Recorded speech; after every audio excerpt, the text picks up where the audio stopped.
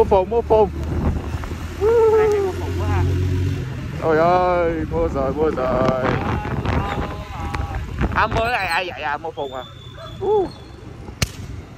Xe nổ. Đợi bắp rang nhá không?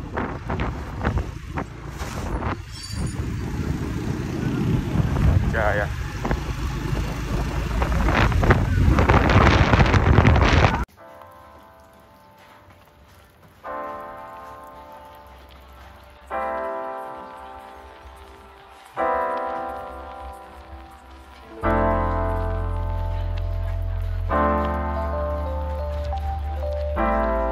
Chỉ có tại Phúc Hill Villa. Hai cầu vòng luôn, cầu vòng trên và cầu vòng dưới luôn. Đẹp quá ha. Kiểu mua phùng á, bên kia mua phùng á.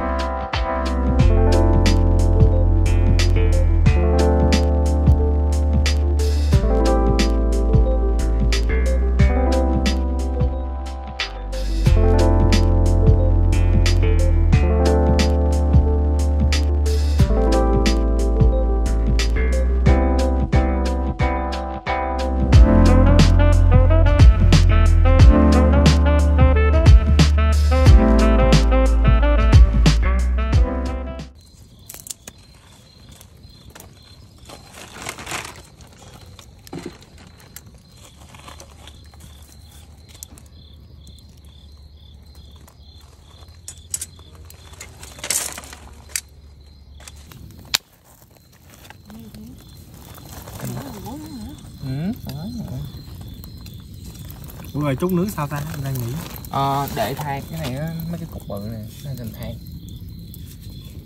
Để hết lửa thành than chắc tầm 10 giờ.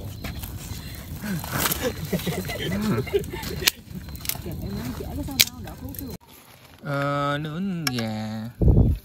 Chắc bà gà nó cháy luôn rồi.